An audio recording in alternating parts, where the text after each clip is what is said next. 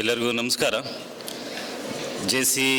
ಪುತ್ತೂರು ಮತ್ತು ಕರ್ನಾಟಕ ಪೊಲೀಸ್ ಇಲಾಖೆ, ಶಿಕ್ಷಣ ಇಲಾಖೆ, ಆರೋಗ್ಯ ಇಲಾಖೆಯಿಂದ ಇವುಗಳ ಸಹಯೋಗದೊಂದಿಗೆ ರಾಷ್ಟ್ರೀಯ ಯುವ ದಿನಾಚರಣೆ ಅಂಗವಾಗಿ ನಮ್ಮ ತಾಲೂಕಿನಲ್ಲಿ 100 ಶಾಲೆಗಳಲ್ಲಿ ಡ್ರಗ್ಸ್ ಮುಕ್ತ ಪುತ್ತೂರು ಸೈಬರ್ ಕ್ರೈಮ್ ಜಾಗೃತಿ ಬಗ್ಗೆ ತರಬೇತಿ ಕಾರ್ಯಕ್ರಮವನ್ನು ಆಯೋಜನೆಯನ್ನು ಮಾಡಿದ್ದು, ಈ ಒಂದು ಕಾರ್ಯಕ್ರಮದ ವೇದಿಕೆ ಮೇಲಿರುವ ನಮ್ಮ ಅಧ್ಯಕ್ಷರಾದ ಭಾಗೇಶ್ ರೈ ಅವರ, ರಾಮಕೃಷ್ಣ ವಿದ್ಯಾಸಂಸ್ಥೆ ಸಂಚಾಲಕರಾದ ಮಾನ್ಯ ಶ್ರೀ ಹೇಮನಾಥ್ ಶೆಟ್ಟರವರೇ, ಮತ್ತು ನಮ್ಮ THO ಅವರೇ, ಆಂಜನೇಯ ರೆಡ್ಡಿಯವರೇ, PSA ಅವರು, ವೇದಿಕೆ ಮೇಲಿರುವ ಎಲ್ಲ ಗಣ್ಯರೇ, ಮುಂಭಾಗ ಇರುವೆಲ್ಲ ವಿದ್ಯಾರ್ಥಿಗಳೇ, ಮತ್ತು JCIನ ಎಲ್ಲ ಪದಾಧಿಕಾರಿಗಳೇ, ಬಹುಶಃ ಇದೊಂದು ಕಾರ್ಯಕ್ರಮ ನಿಮಗೆ ವಸ್ತು ಏನಿದು, ಡ್ರಗ್ಸ್ ಮುಕ್ತ ಅಂದ್ರೇನು, ಇದ್ರ ಬಗ್ಗೆ ಒಂದಿಷ್ಟು ನಿಮಗೆ ಗೊತ್ತಿಲ್ಲಲೇ ಇರ್ಬೋದು, ಗೊತ್ತೂ ಇರ್ಬೋದು. ನೋಡಿ, ಒಂದು ರಾಷ್ಟ್ರ ಅಭಿವೃದ್ಧಿ ಆಗಬೇಕಂದ್ರೆ ಆ ದೇಶದ ನಾಗರಿಕರು ತುಂಬ ಆರೋಗ್ಯವಾಗಿರಬೇಕು. ನಾವು ಆರೋಗ್ಯವನ್ನು ಎಲ್ಲಿ ಕೆಡಿಸ್ಕೋತಾ ಇದ್ದೀವಿ? ಉದಾಹರಣೆಗೆ ಜಪಾನ್ ಮುಂತಾದ ರಾಷ್ಟ್ರಗಳಲ್ಲಿ 100-120 ವರ್ಷ ಜನ ಬದುಕ್ತಾ ಇದ್ದಾರೆ. ಈ ದೇಶದ ಸರಾಸರಿ ಆಯಸ್ಸು 65ರಿಂದ 70 ಇದೆ. ತುಂಬ ನಾವು ಸಂತೋಷ ಪಡಬೇಕು.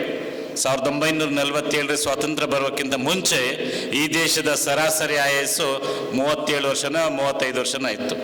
ಅವತ್ತೆಲ್ಲ ಸಾಕಷ್ಟು ಆರೋಗ್ಯ ಸೌಲಭ್ಯಗಳಿಲ್ದಲೇ ನಾವು ಸಾಕಷ್ಟು ನಮ್ಮ ಸರಾಸರಿ ಆಯಸ್ಸು ಕಡಿಮೆ ಇತ್ತು.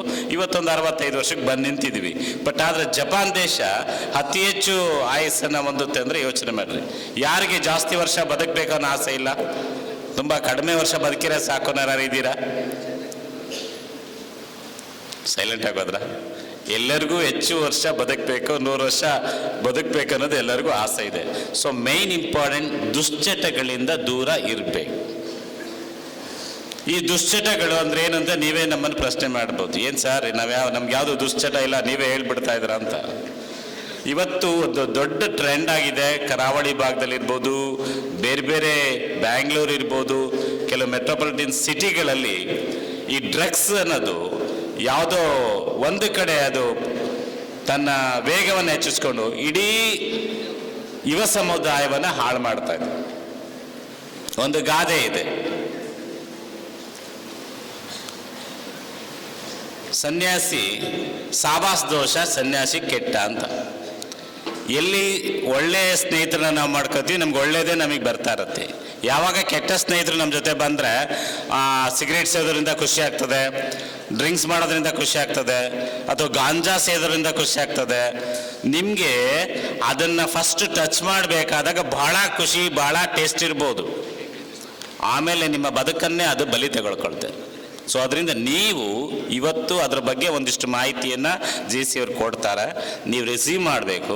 ರಿಸೀವ್ ಮಾಡಿ ನೀವು ಬೇರೆಯವ್ರಿಗೆ ಹೇಳಬೇಕು.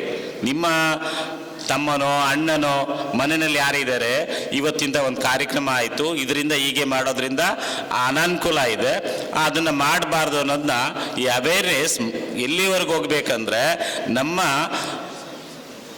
ಮನೆಗಳಲ್ಲೂ ಮಾತಾಡಂಗಿರ್ಬೇಕು. ಆವಾಗ ನಾವೇನು ಮಾಡ್ಬೋದು, ಅದನ್ನ ಕಂಟ್ರೋಲ್ ಮಾಡ್ಬೋದು.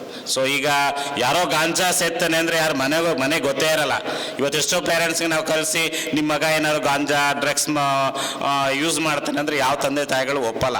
ನನ್ನ ಮಗ ಒಳ್ಳೆಯವನು ಅಂತಲೇ ಹೇಳೋದು, ವಾದಿಸೋದು. ಸೊ ಅದರಿಂದ ನಿಮಗೆ ಫಸ್ಟ್ ಇಂಪಾರ್ಟೆಂಟ್ ಅದ್ರ ಬಗ್ಗೆ ಒಂದಿಷ್ಟು ಜ್ಞಾನ ಇರಬೇಕು. ಇದನ್ನು ಮಾಡಿದರೆ ಒಳ್ಳೇದಾಗ್ತದ ಕೆಟ್ಟದಾಗ್ತದ?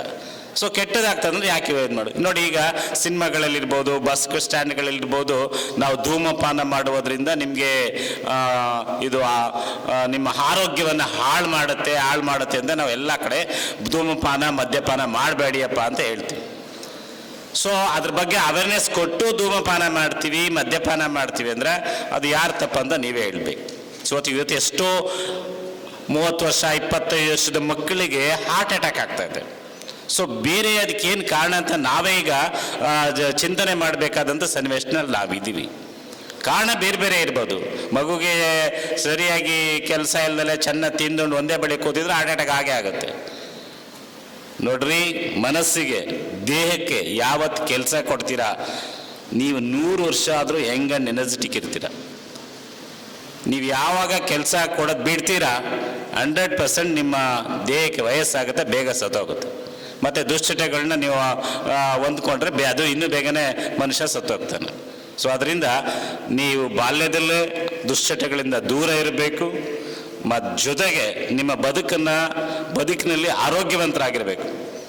ಕೆಲವು ಸರಿ ಆರೋಗ್ಯ ಇರುತ್ತೆ, ದುಡ್ಡಿದೆ, ಆರೋಗ್ಯ ಇಲ್ಲ, ಆರೋಗ್ಯ ಇದೆ, ಅವನ ಹತ್ರ ದುಡ್ಡಿಲ್ಲ. ಎರಡನ್ನೂ ನಾವು ಮ್ಯಾನೇಜ್ ಮಾಡಬೇಕು. ನಾವು ಖುಷಿಯಾಗಿರ್ಬೇಕು ಸಮಾಜದಲ್ಲಿ ಅಂದರೆ ಸ್ವಲ್ಪ ದುಡ್ಡು ಇರಬೇಕು, ಸ್ವಲ್ಪ ಆರೋಗ್ಯನೂ ಇರಬೇಕು. ಅದಕ್ಕೆ ಏನು ಮಾಡಬೇಕು ಎಂಬುದರ ಬಗ್ಗೆ ಇವತ್ತಿನ ಕಾರ್ಯಕ್ರಮ ಯಶಸ್ವಿಯಾಗಲಿ. ನಮ್ಮ JC ಅವರು ವಿಶೇಷವಾಗಿ ಭಾಗ್ಯಶ್ರೀ ಅವರು ಅಧ್ಯಕ್ಷ ಆದಮೇಲೆ ಅವರೊಂದೆರಡು ಅಂಶಗಳನ್ನ ಇಟ್ಕೊಂಡು ನಾನು ಏನಾದರೂ ಅಚೀವ್ಮೆಂಟ್ ಮಾಡಬೇಕಂತ ತುಡಿತ ಅವರಲ್ಲಿದೆ. ತುಂಬ ಯುವಕರಿದ್ದಾರೆ, ಅವ್ರಿಗೆಲ್ಲ ರೀತಿಯೂ ನಾವು ಸಹಕಾರ ಕೊಡಲಿಕ್ಕೆ ಹೇಳಿದ್ದೀವಿ. ಮತ್ತು ಇವತ್ತಿನ ಒಂದು ಕಾರ್ಯಕ್ರಮ ಡ್ರಗ್ಸ್ ಮುಕ್ತ ಪುತ್ತೂರು ಅಂತ. ಇಲ್ಲಿ ಯಾವುದೇ ಡ್ರಗ್ಸ್ಗಳು ಪುತ್ತೂರು ತಾಲೂಕು ಎಂಟ್ರಿ ಆಗಬಾರ್ದು ಅನ್ನೋದು ಅವರ ಆಶಯ. ಎಲ್ಲ ಮಕ್ಕಳಿಗೆ ಅನುಕೂಲ ಆಗಬೇಕು, ಅದರಲ್ಲೂ ಯುವ ಜನತೆಗೆ ಅನುಕೂಲ ಆಗಬೇಕು. ಎಲ್ಲಿ ದುಡಿಯುವ ಕೈಗಳು ಅವಕ್ಕೆ ಅನಾರೋಗ್ಯ ಆದಾಗ ನೀವು ಯೋಚನೆ ಮಾಡಿ, ತಂದೆ ತಾಯಿಗಳು ಕುಟುಂಬ ಎಲ್ಲ ಸಫರ್ ಆಗ್ತಾರೆ. ಆದ್ದರಿಂದ ಏನು ದುಡಿಯೋ ಕೈಗಳಿದ್ದಾವೆ, ಏನು ಯುವಕರಿದ್ದೀರಾ, ಏನು ಇವತ್ತು ಪ್ರೌಢ ಹಂತಕ್ಕೆ ಬಂದಿದ್ದೀರಾ, ನಿಮಗೆ ಒಂದಿಷ್ಟು ಮಾಹಿತಿ ಬೇಕು. ಮಾಹಿತಿ ತಿಳ್ಕೊಳ್ಳಿ, ಒಳ್ಳೆ ಶಿಕ್ಷಣವನ್ನು ಪಡೆಯಿರಿ, ಒಳ್ಳೆ ಕೆಲಸ ಮಾಡಿ, ಜೀವನದಲ್ಲಿ ಖುಷಿಯಾಗಿರಿ ಅಂತ ಹೇಳ್ತಾ ಇವತ್ತಿನ ಒಂದು ಕಾರ್ಯಕ್ರಮ ವಿಶೇಷ ಅಂತ ಭಾವಿಸ್ಕೊಂಡು ತಾವೇನು ಬರ್ಕೊಳ್ಳೋಕೆ ತಂದಿದ್ರೆ ಅವ್ರು ಏನು ಹೇಳ್ತಾರೆ ಅದನ್ನು ಬರಿಬೇಕು. ಮತ್ತು ಕ್ರೈಬರ್ ವಂಚನೆಗಳು ಇವತ್ತು ಆಗ್ತಾ ಇದ್ದಾವೆ. ಸಾಕಷ್ಟು ನಿಮಗೆ ವಾಟ್ಸಪ್ಪು ಫೇಸ್ಬುಕ್ಕಲ್ಲಿ ಬರ್ತದೆ, ಏನೆಲ್ಲ ತಪ್ಪುಗಳಾಗ್ತವೆ, ನಾವೇನು ತಪ್ಪು ಮಾಡ್ತೀವಿ ಅನ್ನೋದ್ರ ಬಗ್ಗೆ ಒಂದಿಷ್ಟು ಮಾಹಿತಿ ಕೊಡ್ತಾರೆ. ತುಂಬ ಇಂಪಾರ್ಟೆಂಟ್ ಇನ್ಫಾರ್ಮೇಷನ್ ಇವತ್ತು ಇಲ್ಲಿಂದ ತಗೋಬೇಕು, ನಿಮಗೆ ಅನುಕೂಲ ಆಗಬೇಕು. ಮುಂದಿನ ನಿಮ್ಮ ಭವಿಷ್ಯ ಉಜ್ವಲವಾಗಿರಲಿ, ಪ್ರಜ್ವಲವಾಗಿರಲಿ. ಈ ಕಾರ್ಯಕ್ರಮಕ್ಕೆ ಶುಭ ಹಾರೈಕೆಗಳನ್ನ ಹೇಳ್ತಾ JC ಅವರಿಗೆ ಮತ್ತೊಮ್ಮೆ ಇದು ಒಂದು ಪ್ರಥಮ ಕಾರ್ಯಕ್ರಮ ಅಂತಂದರು. ಪ್ರಥಮ ಕಾರ್ಯಕ್ರಮ ತುಂಬ ಯಶಸ್ವಿಯಾಗಲಿ. ಮುಂದೆ ಮಾಡುವ ಎಲ್ಲ ಕಾರ್ಯಕ್ರಮಗಳಿಗೂ ಅವರಿಗೆ ತುಂಬ ಸಹಕಾರ ಮತ್ತು ನಾವು ಕೊಡ್ತೀವಿ ಅಂತ ಈ ಸಂದರ್ಭದಲ್ಲಿ ಹೇಳ್ತಾ ಎಲ್ಲರಿಗೂ ಒಳ್ಳೆಯದಾಗಲಿ ಅಂತ ಶುಭ ಹಾರೈಕೆ ಹೇಳಿ ಎರಡು ಮಾತನ್ನು ಮುಗಿಸ್ತಾನೆ.